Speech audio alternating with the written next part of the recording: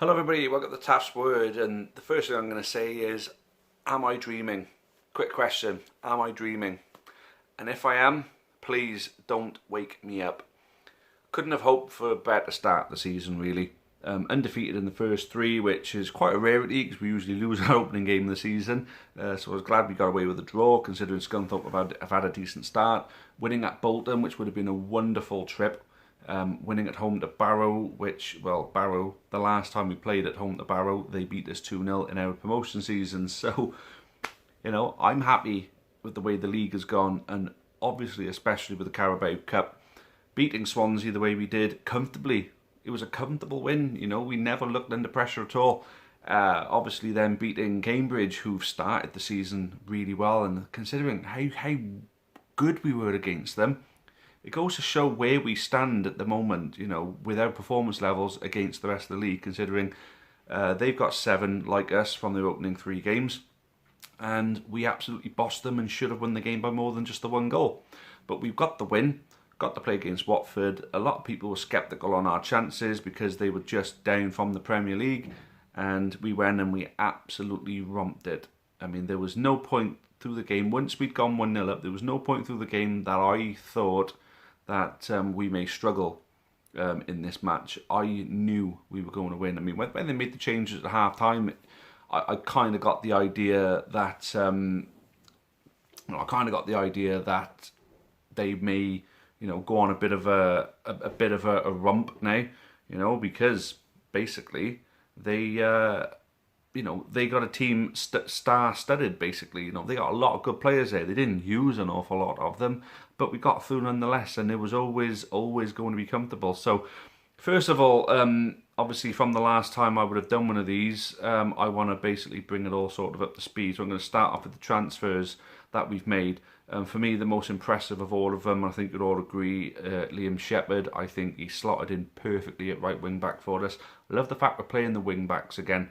It's always been a recipe of success of ours, and I'm glad that we've installed that method of play with those wing backs, because Haynes is like a new player. What a player he is on the left as well. So Shepard and Haynes, for me, equally as good as each other. But Shepard as a new signing is really impressive to start with.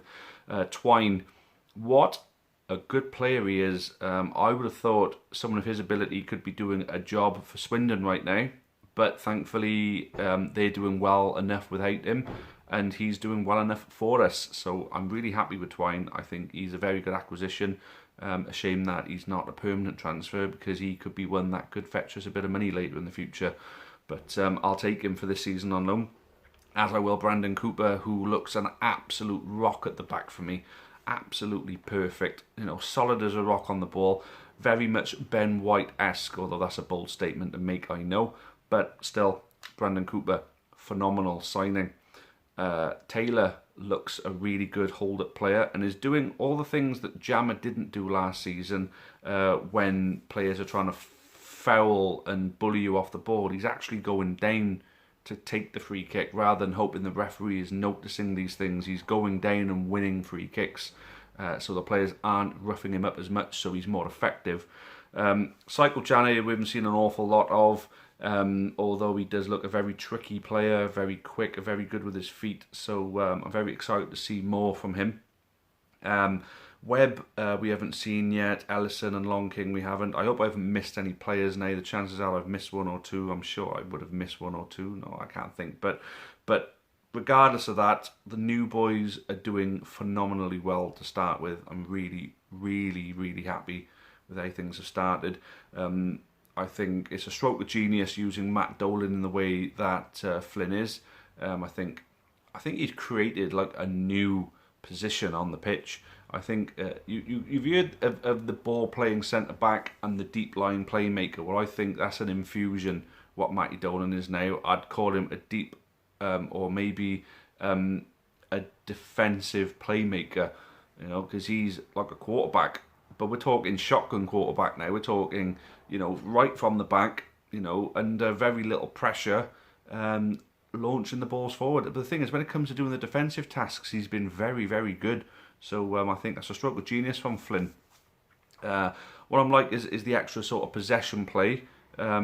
and the fact that we are getting off more shots. We've got to be more clinical with them, but I'm sure, as time comes, we will, as confidence grows, which I'd imagine it is, we will start converting more, because the win against Bolton could have been the other way round had we not taken, some of the many chances that we had in the end. And obviously Abraham's, who I'm going to bring on to shortly afterwards, but I just want to run some stats by you. So far, our average possession in the opening games, 6 matches that we played, I'm not including the leasing.com, because it's not really our first team with that one. So we're averaging at 52% possession at the moment, although we have, on some of the games, finished sort of under 50%, but not much under 50%. We're talking like 47, 48, 49. We're not dominating possession like it seems, considering the way the games are going, but the one thing that we are doing is keeping hold of the ball a lot more than we did last season. So where I've mentioned during some statistical videos that I've done over the last couple of seasons, we're in Flynn's second full season, the playoff season. We had a fair bit more possession, and but we conceded a lot of goals. I think, obviously, even though we got into the playoffs, we still conceded a lot of goals, and that was an area that Flynn was looking to, obviously doing his job right, looking at our weaknesses, and the weaknesses was our defence, because we were conceding goals, and then losing a defender and a goalkeeper. Flynn had to take drastic action, and then we ended up in a position where we were conceding a lot less but scoring a lot less at the same time. So our 2 star strikers from the season before weren't getting the service they were getting that season. This season, though, it looks like it's completely different. It looks like the service is definitely there. The play is fluid. It's fast-paced. We're pressing high up the pitch. We look the real deal this season. And it's great to see, absolutely great to see. So on average, 52% possession, which is bumped up by having a 63% possession against Cambridge, which is really, really good. Considering they're one of the better teams in our league to start with. We're averaging at 17 shots per game, which is a lot more than it was last season. I can't remember what it was last season, but I know it's a lot more. 1.8 goals a game, 0.5 conceded on average. So we're conceding over... we're averaging out that we're scoring over 1 more goal than every other team that we're playing against. Which I know it might seem a bit insignificant, but then if you look at the statistical averages, we're averaging a mate that we're scoring at least 1 more than the other team. So on that average, we're going to win a lot of games, maybe by the odd goal. But personally, I couldn't give a crap, how we're getting those wins. The fact is, we're getting them. Abraham's, I was a bit disappointed with him last season. I thought that he looked a bit quite limp in his performances. I felt as though he was lacking a lot of energy and a lot of desire. He was getting the odd goal, but he just wasn't excelling in the goal scoring department. He wasn't utilising his pace or his dribbling ability that well. I just felt as though he had not progressed as a footballer the way that people thought he would have when he made his move from Leyton Orient to Norwich, and then come back to us to be given another chance at our level. With his personal aim, I'd imagine, to get back up to that level, playing first team football. This season, he looks like a completely different player. He's obviously worked on his game during the lockdown, and I gotta be fair, he's paid off dividends. He is absolutely out of this world at the moment, scoring goals for fun. As I say, we're only in the first month of the season. He's already bagged 5. So I think the sky's the limit for Tristan Abrahams this season. I think maybe last season, I might be a bit unfair to him on his performances last season, considering the service wasn't there for any of the strikers, but it is this season. And I tell you something, he's going to score some goals. It's to the point that Podge can't even make it in the starting lineup consistently at the moment, which is mental considering how good Podge has been for us. Hope we get to see Podge a lot more, because he is a Newport County icon. And like I said, I hope we get to see him more, because he's still got goals in him, like his goal against Watford showed. But hopefully, we'll see how things pan out. But Abrahams is like a different animal this season. Fair play to him. Absolutely out of this world so far. The EFL Cup, the performance, we haven't really had much of a run in this competition before. We've only ever made it as far as the second round. We're tasting the third round, for the first time this season. We got through that, and now we've been rewarded with a game against Newcastle, which... as great as that is, it's still quite sickening for the fact that we can't go and watch it. Like we've missed the Swansea and the Watford games. You never know, with fans there, it may not have gone the way we would have wanted. So we'll be glad that we got through, but it's still kind of sickening to miss, a team like, of Newcastle's calibre coming down, especially with their fans. The fact that they would have filled that away end and they would have been loud throughout. It would have been a great battle, not just on the pitch but off the pitch, with the atmosphere as well. And something we would have thrived upon as supporters, of course, of Newport County. But obviously Newcastle winning 7-0 at Morecambe gives us a bit of a oh God, what's going to happen now? But considering they've done that and the way that they got their draw against Tottenham on the weekend, maybe there's some kind of karma on their part that's going to, even itself out later in the week. Maybe some superstitious nonsense, but you never know. You never know. Things, stranger things have happened in football. So the thing I want to get on to now to sort of wrap this one up is the performance of Michael Flynn, his tactics, his system that he's implemented.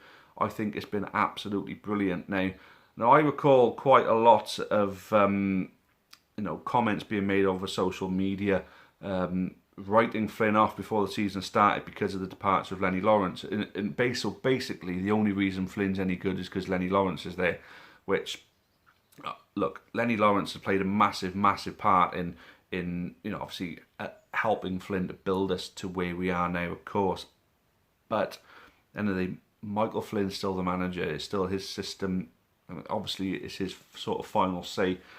I'm just going to pop up a couple of comments on social media, obviously making sure that no one's name is put against them. Some people might read them and think, oh, that was my comment. But it's sort of a reminder, people, with Newport County, we're very quick to write people off. New signings, just because they haven't, been, amazing at their last club. It basically means that they're going to be crap for us. So our fans tend to write them off straight away. For this time, Flynn,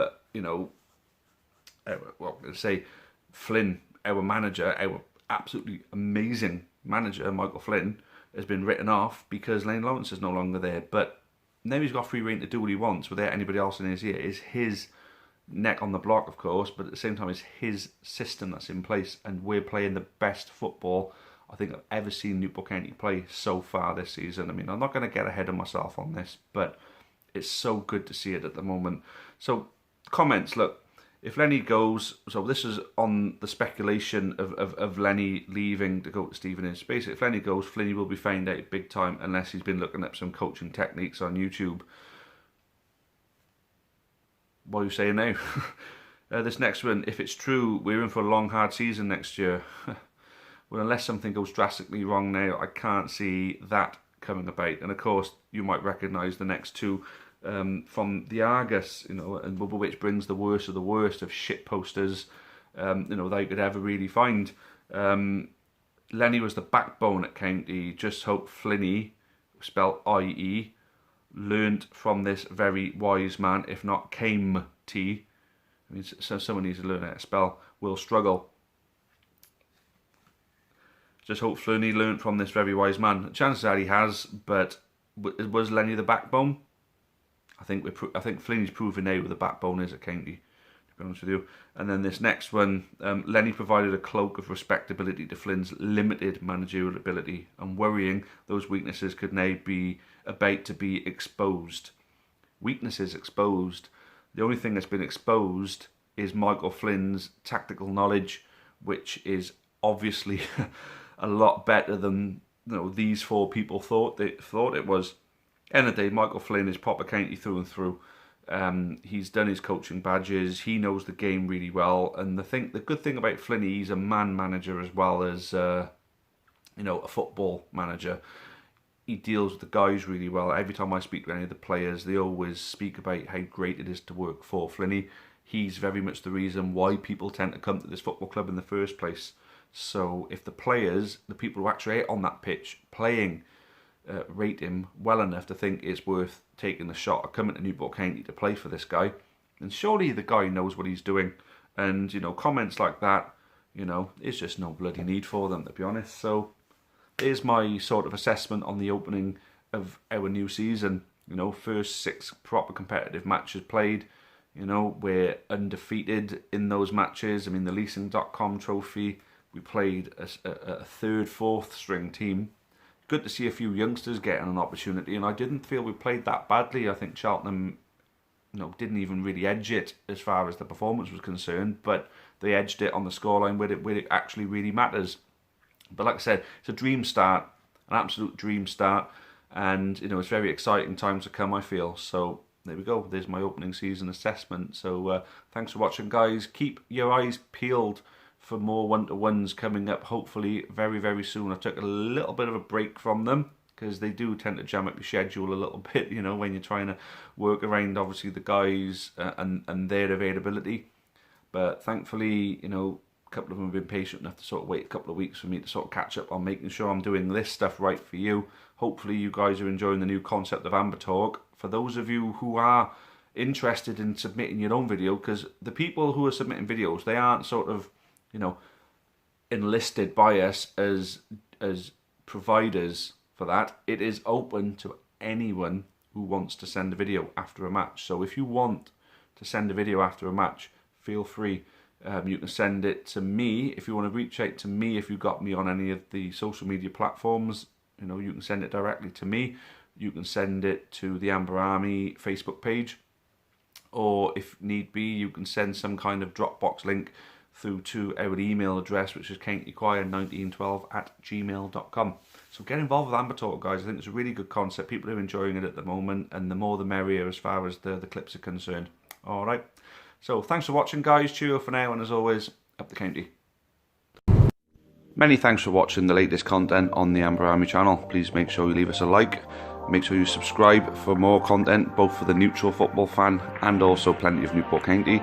Even more Newport County content can be found on the club's iFollow channel on the link above. It is just £4.49 per month to subscribe to that service. And those of you feeling extra generous can also support us on Patreon on the link at the bottom there. That would be a monthly donation of your choice. Thank you again. Make sure you've subscribed, and as always, up the county.